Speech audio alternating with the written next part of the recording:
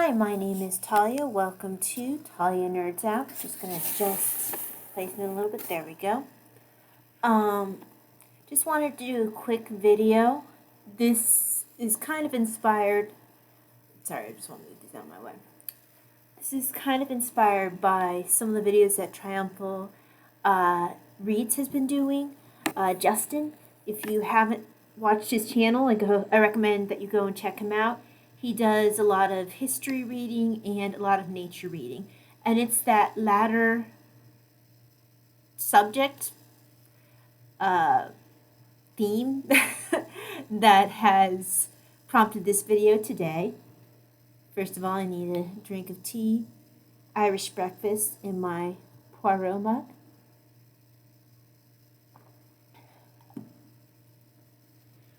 But there is a challenge that he was mentioning about reading nature books according to season. Now, only one of these that I'm bringing out is a seasonal themed book. The rest of them are just kind of ones that interest me. Not all of these are likely to make it in this year simply because my focus is a little bit more on history, but optimistically bringing these out just so that way you can see. I don't tend to read a lot of nature books, but the first one that I started, and I justified this because of spring, is The Way of the Rabbit by Mark Hawthorne. I'm a huge fan of Bunnies, and yeah, I mean, this is just, it is nature based, but it also has a good chunk of history to it. So far they've talked about the earliest rabbit bone that has been found. It was 1 CE, and it was actually in some Roman ruins, so they wonder if there was actually someone's pet bunny way back then. I wonder if it was somebody's food, but you know. I'm sorry, no blade marks. So researchers believe it came from a rabbit who was considered a pet rather than food. So back in 1 CE, that's pretty cool. The other cool thing that I've seen so far in this book is apparently when they're talking about here about the kind of rabbits that are native to the Iberian Peninsula, and it's the European continent that's once part of the Roman Empire. Today, the largest country in the peninsula is Spain, which got its name for the Roman word for the nation, Hispania, which was in turn derived from what the Carthaginians called it in 300 BCE, Hispania, meaning land of the rabbits. So Spain is land of the rabbits, which I found to be quite funny. I also was not aware that the Romans had to bring the rabbits into England versus them already being native. But yeah, so that's the first part, talking about rabbits in antiquity, I guess you could say. Then there's a section on rabbit lore, or leporine lore. The rabbits are, that's what they are, leporines. Talking about them in literature, rabbits in art, in popular culture, generally in history. Then they go into biology, and then later about pet rabbits and things like that. But yeah, so this kind of overlaps with history and nature, and I guess you could even say some literature and mythology. There's a lot going on in this book. And it looks to be written in easy to read style, which means that it might be my light reading for when I can't focus. So that has been fun so far. I finished the first chapter, which is about 20 pages of the book. The other one that I started is Adventures in Yarn Farming, and thankfully I remembered this while we were still in spring because I was waiting to start this. I was waiting to start this at a point where I could be on season with the order in the book.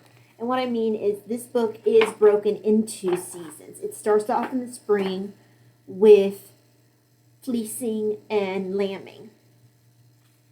So I have actually finished the spring portion, and this is Adventures in Yarn Farming, 4 seasons on a New England fiber farm. I am a knitter. I think this has come up multiple times in other videos. What's cool about this is, besides getting plenty of adorable pictures of lambs,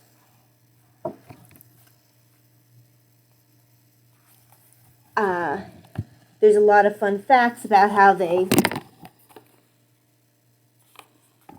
react, how mothers will sometimes just decide they don't like their lambs and just kind of abandon them, leaving the shepherd to have to bottle feed and basically adopt the lamb.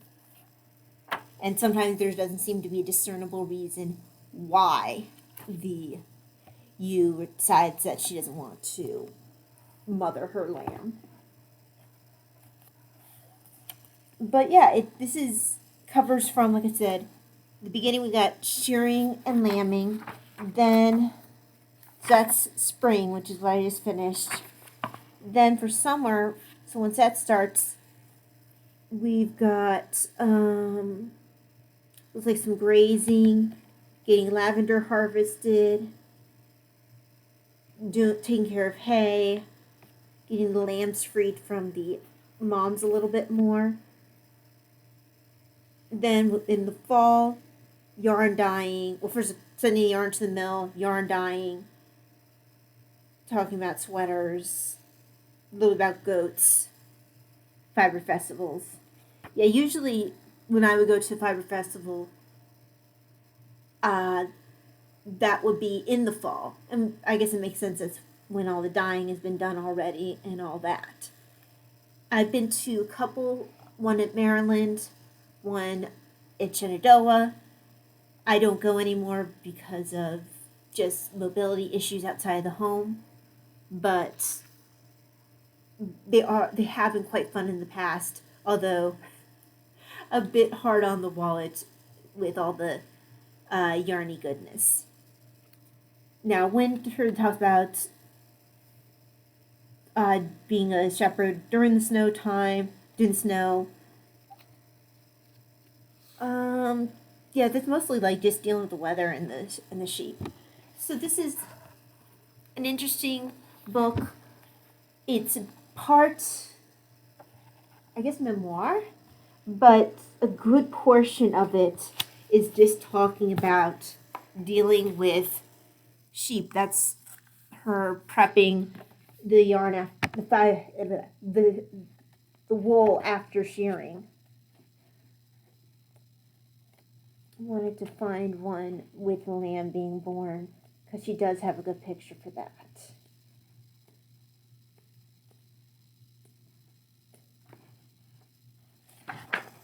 Okay, so she has the process of the lamb coming out and her helping.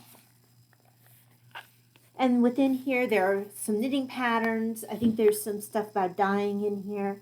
My mom is a yarn dyer, so if there's anything interesting to her, I'll bring it up to her. But yeah, I think this is going to be enjoyable. The first part for springtime was a really fast read. I got it done in a day. So I am ready for summer to read that section, which is pretty short. Spring is a bit longer than the summer section, but they're close, not by huge amounts. So, looking forward to reading more of this. Now for the ones that I most likely will not get in this year, but I have waiting in the wings. This is the one I actually picked up first of the nature books. Well, I might have picked up Yarn Farming before that because I was picking up books about knitting. This one just happened to fall into nature category as well. But this book caught my attention. I don't know how it came up to be recommended for me.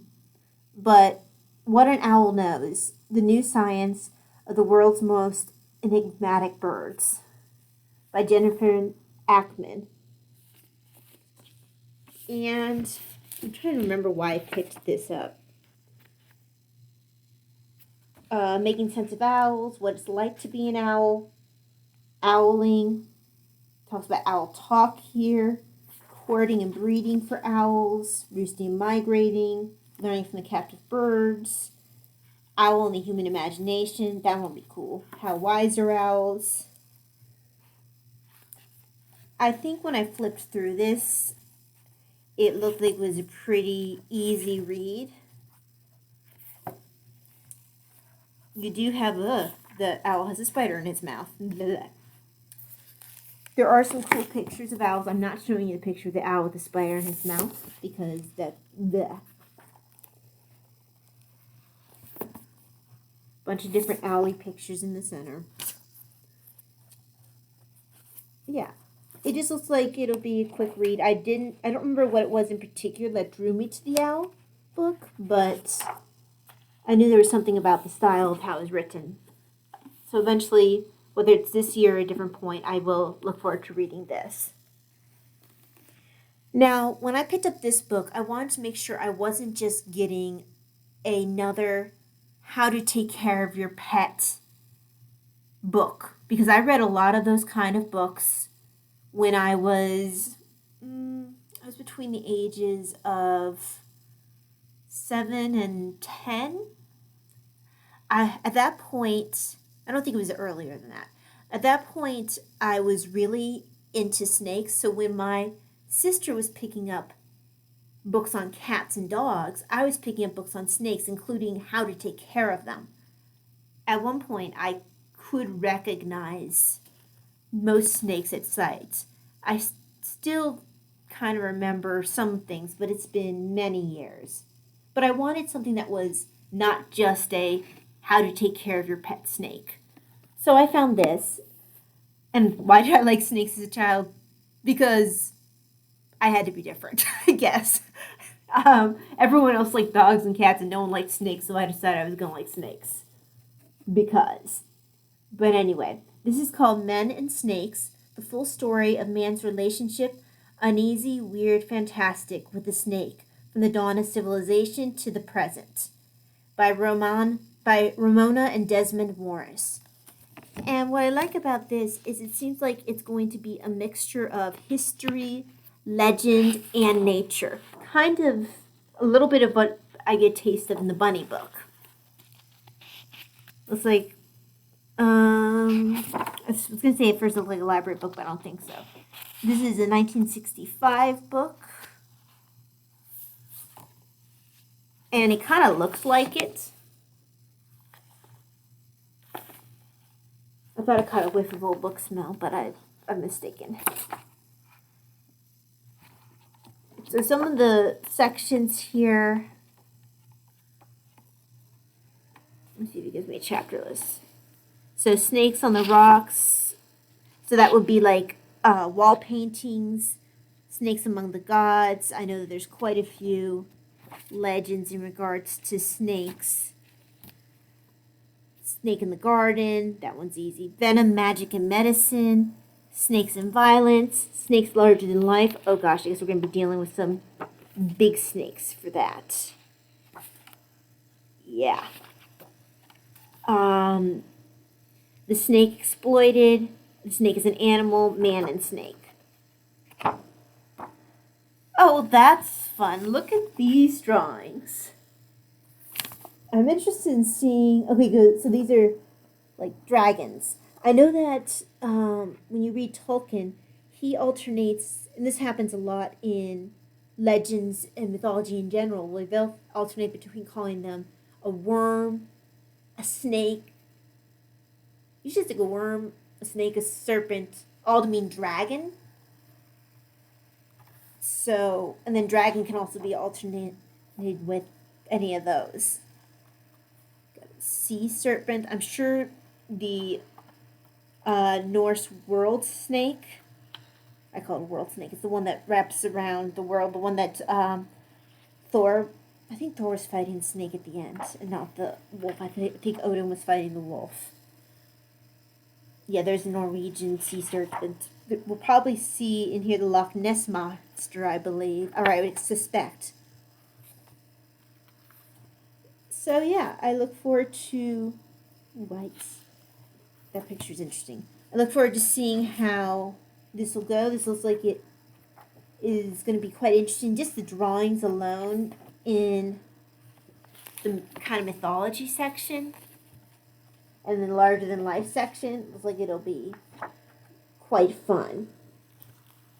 But yeah, I'm not sure when this will get in. I was going to start this year for sure, and then I just wasn't really feeling it, so I started the rabbit one. And I'm kind of glad I did, because it's definitely what I'm wanting to read versus this right now. I really have needed something... I really need a little something lighter right now, because I've been reading so much history, and most of it has been fairly heavy history. So it's nice to get just a little bit of nature reading in. It goes pretty quickly, at least the ones that I've been reading. I do seem to tend towards the ones that focus on animals, particularly if there is an element of dealing with history or mythology added on to some of the just plain nature stuff.